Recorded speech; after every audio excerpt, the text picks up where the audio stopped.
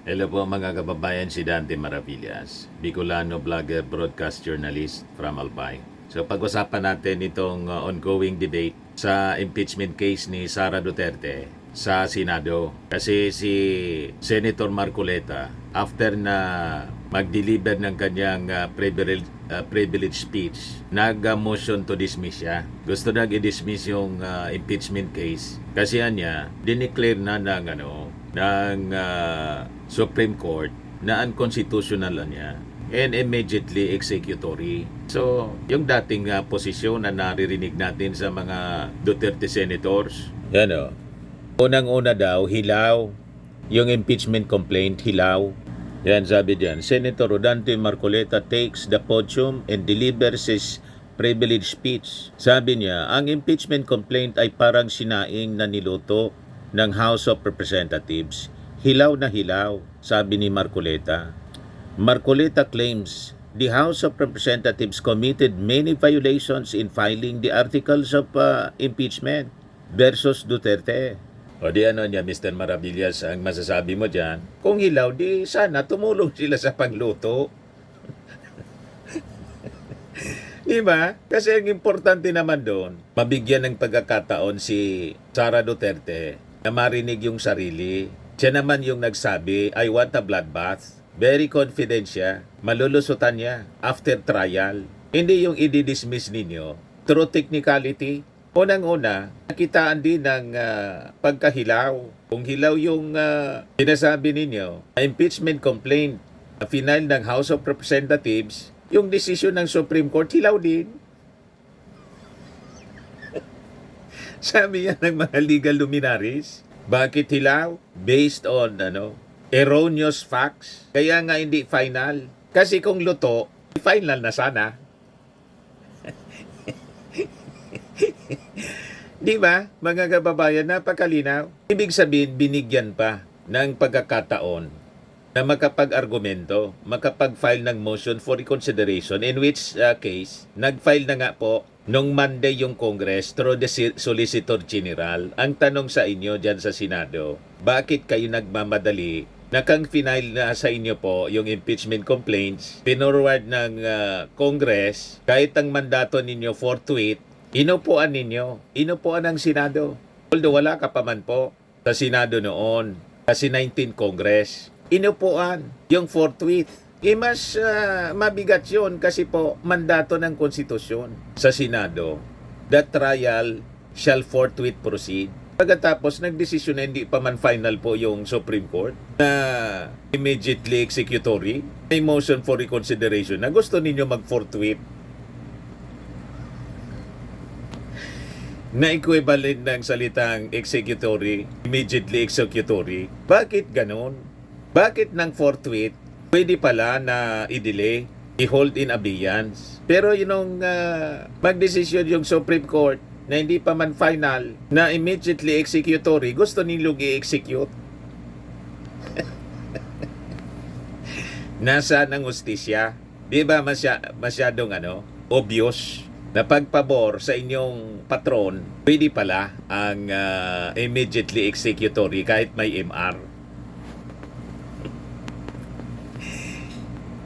Yan ang problema sa inyo. Kaya hindi magusto ang ating mga mamamayang Filipino. Bumagsak yung ratings ng Senado. Sunod-sunod na bumagsak. Nasa 49% na lang yung approval ratings ng Senado.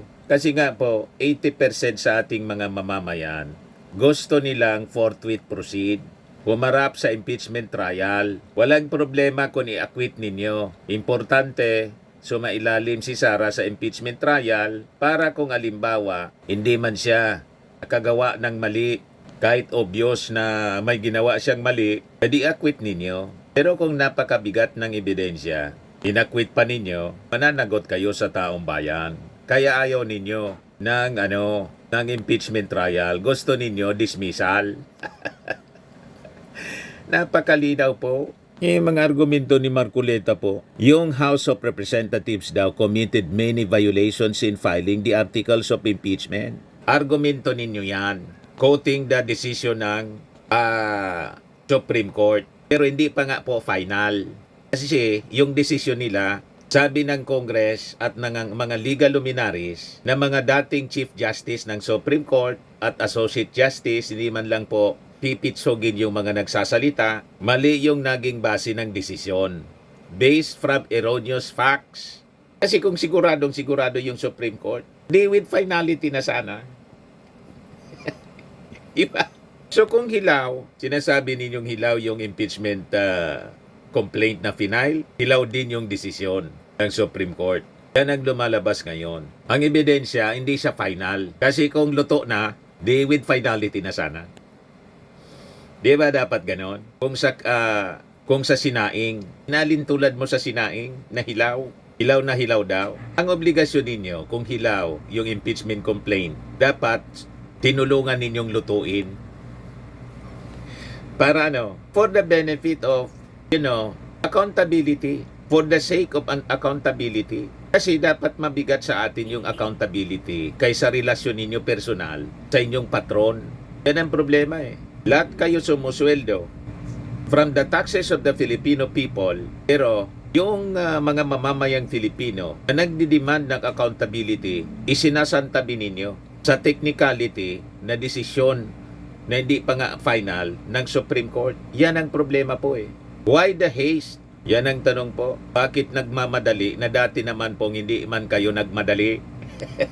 Di ba? Dati nang inupuan yung impeachment case ni Sara Duterte. So bakit ngayon nagmamadali kayo despite the motion for reconsideration file? Anong problema kung hintayin yung desisyon? Kaya sabi ni Tito Sen, Senate Minority Leader, let us not dismiss forthwith. And in the light, considering the motion of the gentleman to motion to dismiss, considering the motion of the gentleman to motion to dismiss, I move to table the motion to dismiss. A motion to table is a higher precedence than a motion to dismiss, sabi po ni Tito Sen. O ito pa, sabi ni Tito Sen, ang tumatakbuan niya ng matulin kung matinikman ay malalim. Dapat pag-isipan muna natin kung tama ba na bago magdesisyon ang Supreme Court, basta na nating ibasura ang kaso. Sagot naman po ni Marcoleta, pilosopo din. Tayo, pag nanakbo, ako po ay nakasapatos sa kalsada, kaya hindi ako matitinik. Di ba? Nagpilosopo lang mga kababayan. Nakasapatos daw siya, kaya hindi siya matitinik. Kahit nakasapatos ka, kung ang atapakan mo, matulis na pako, di ba? Malamang sa malamang, babalda doon sa iyong sapatos. Kaya mas maigi, huwag tumakbo ng matulin. Para pag natinik po, konti lang yung natinik sa'yo, hindi malalim. Di ba po? Kumbaga yan ang pamimiloso po mo. So mas maigi pa rin ang naghihintay hinay sa mga desisyon. Sabi nga sa kanta, wise men say, only fools rush in. Wise men say, only fools rush in. Yung mga mangmang daw ay siyang nagmamadali palagi. Madalas, ang mga mangmang nagmamadali palagi. Kaya, parehas din ang kasabihang, ang tumakbo ng matulin, matinikman ay malalim. Tama po. So, yung pamimiloso po niya, ni Marcoleta, hilaw din. Diba? Kahit ka nakasapatos, kung napakatulis na pako yung naapakan mo at mabilis yung takbo mo, siguradong babalda sa sapatos mo kahit ka laging nakasapatos. Yung sapatos ba, hindi pwedeng baldahin ng isang matulis na pako? Ayan ang tanong kay Marcoleta sa kanyang pamimiloso po. Diba? O ito, i-share ko sa inyo. Maganda yung puntos ni Atty. Jesus Falsis. Sabi niya, OMG, reaction niya to sa debate kanina. Tito Soto is speaking like a lawyer. He sounds more like a lawyer than supposed actual lawyer Marcoleta. Tito Soto is pressing correctly on the error of the Supreme Court in considering that the first 3 impeachment complaints were effectively dismissed on February 5 because the Supreme Court thought that February 5 was the last day for the House to hold session, also known as adjournment sine die. Sine die. In truth and in fact, adjournment sine die of the 19th Congress happened on June 13. This is important because the logic of the Leonen Ponencia is that because there are no more session days after February 5, the first 3 impeachment complaints could not be acted upon or was negligently acted upon and were effectively dismissed on February 5. Nakita na ninyo? Yun ang sinasabi natin. Na kahit po Supreme Court, pwedeng magkamali, hindi po infallible, kasi tao lang. Kaya nga may motion for reconsideration para mabigyan ng pagkakataon na madinig pa rin ang lado ng mga complainants. Kaya wala pang finality. That is, unexpressed recognition ng infallibility ng Supreme Court. Kahit sila Supreme Court, hindi man sila tulad ng ating Panginoon na infallible. Tao lang. Kaya nga may mga cases na kahit unanimous yung naging desisyon, still, nare-reverse pa rin. Yan ang punto dyan, mga kababayan. Kaya sabi ni Atty. Falsis, but this is wrong. After February 5, there were still 3 session days. And February 5 was not the adjournment sine die. Soto also sharply criticizes the Supreme Court. Pag gusto, maraming paraan. Pag ayaw, maraming dahilan. He says, if the Supreme Court decision stands, then the past 2 impeachment trials of President Erap Estrada and Justice Corona are also null and void. Grabe! Ang galing ni Tito Sen, supalpal ang so-called lawyer na si Rodante Marcoleta. Nakita na ninyo, mga kababayan.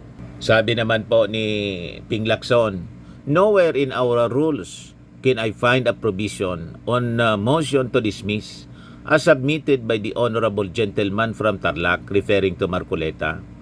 Obviously, we are now assembled in plenary not as an impeachment court but as a legislative body. And I cannot relate to a motion in this plenary to an issue that involves a collective decision that falls solely and exclusively under the jurisdiction and authority of an impeachment court.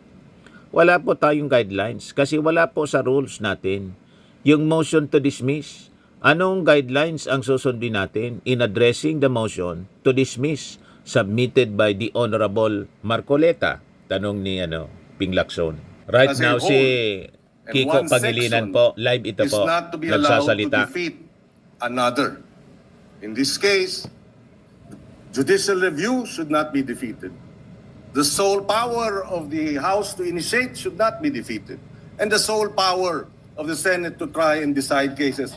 All mandates, all duties, all constitutional powers that do not belong to us, that was given to us, not by any whim, but by the Constitution.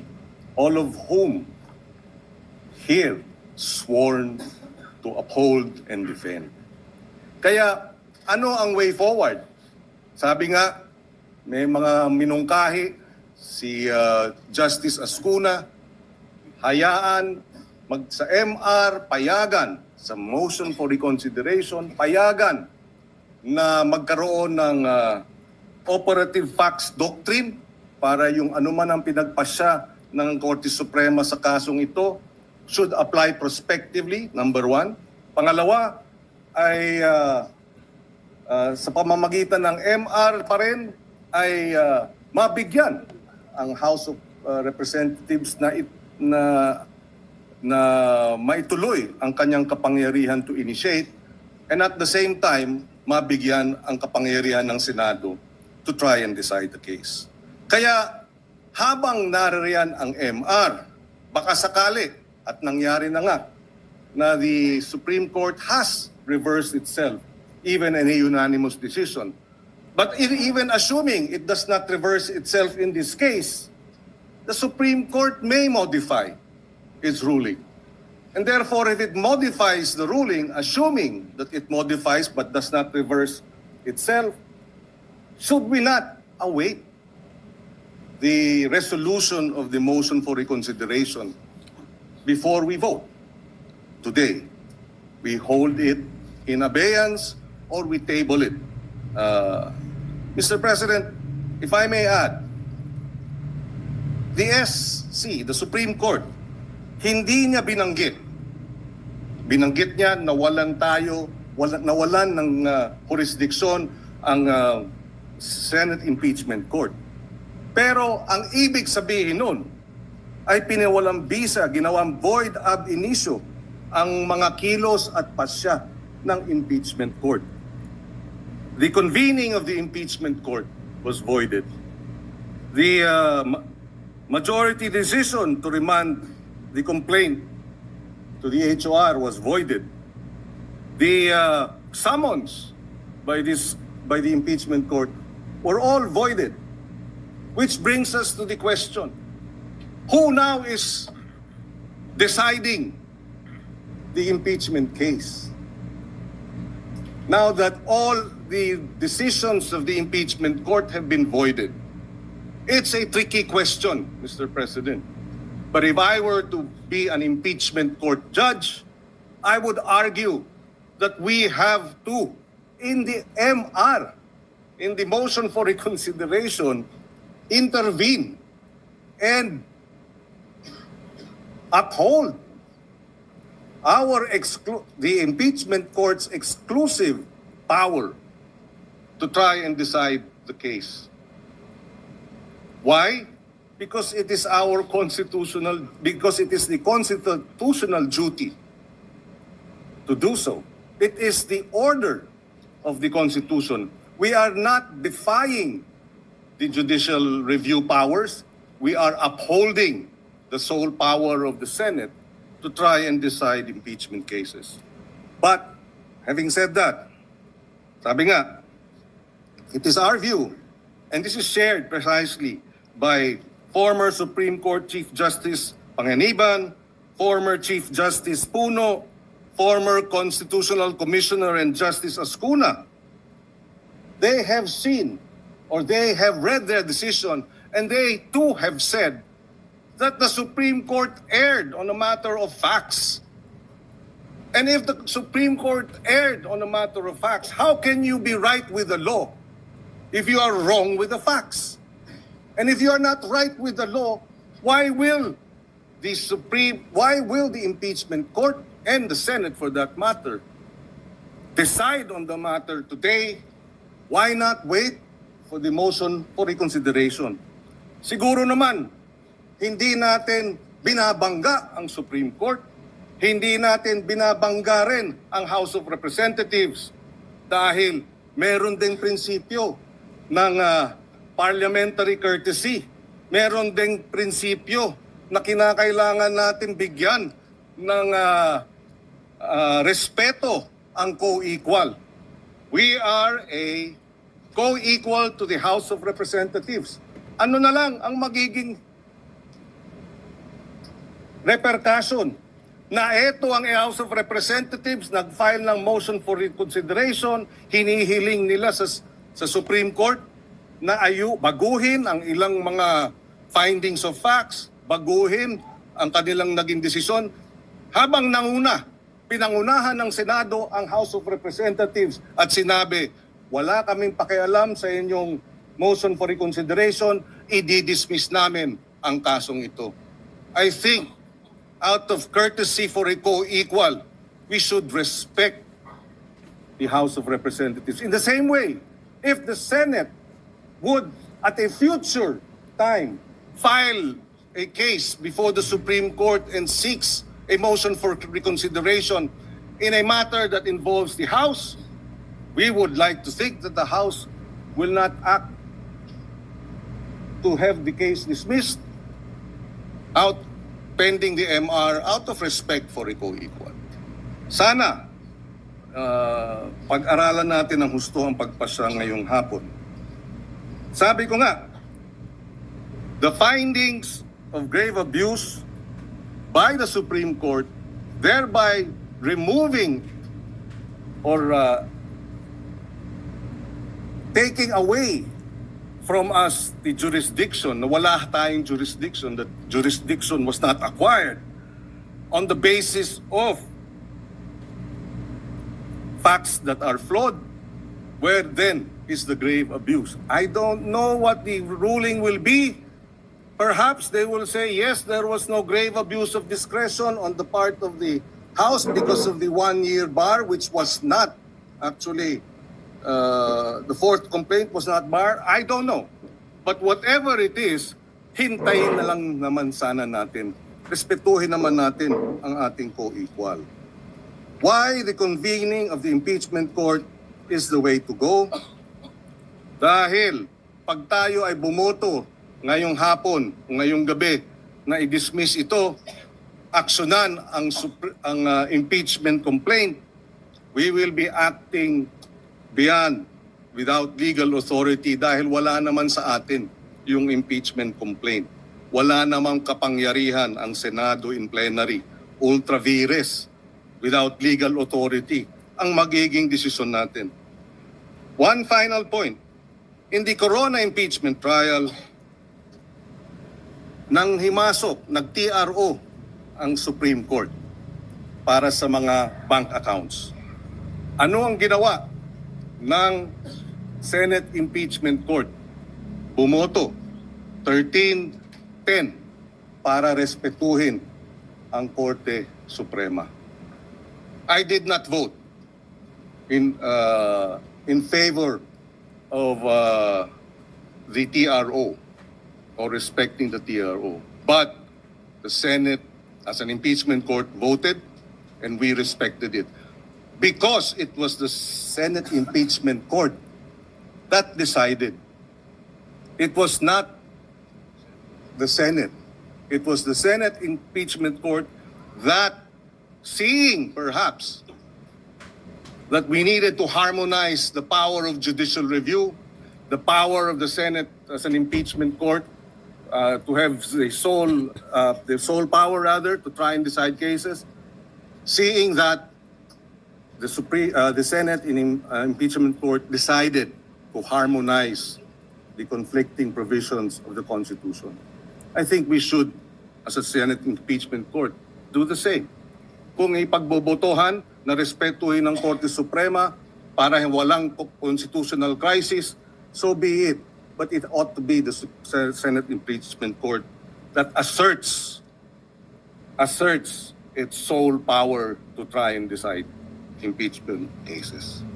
Yun na lamang po, and I associate myself with the motion of the minority leader that we lay on the table the matter of the impeachment case and action. Just a point of information. For the record and for the information, So yan mga kababayan ng debate. Wala pang desisyon sila. Medyo matagal-tagal pa ang debating ito. Pero ang majority sa kanila, kating-kati na gigil ng i-dismiss. Magbotohan para i-dismiss. Gusto nilang pagtakpan, mga kababayan, ang Vice Presidente. Nakitang-kita naman po ang pagkakamali. Sa Article 1 pa lang ng impeachment complaint, kitang-kita na guilty. Pero gusto nilang palusutin. Ang ebidensya, mga kababayan, na panood ng buong Pilipinas at ng buong mundo. Huwag kang mag-alala, ma'am, sa security ko. Ka-impeach. Ito pa lang pong Kasi may kinausap na ako na pagbabanta tao. sa Pangulo. Ka-impeach Sinabi ko sa na. kanya, kapag pinatay ako, patayin mo si BBM, si Lisa Imagine Araneta, at si Martin Romales. No joke. Ito yung kinakampihan nila, No mga joke. kababayan. Nagbilin na ako, ma'am. Never pa in history Pag namatay ako, ng sabi ko, mundo huwag kang ng isang bibili na. vice presidente Hanggang lantaran hindi mamatay sila. na magbanta sa kanyang presidente And na then he said papatayin. yes. Ito ang gustong pagtakpan nitong mga Duterte senators. Ganon kakapal. Ganon sila kakapal, mga kababayan. Gusto nila ang isang Sara Duterte makalusot para maging susunod na presidente. Payag kayo po, mga kababayan? Yan ang ating tanong.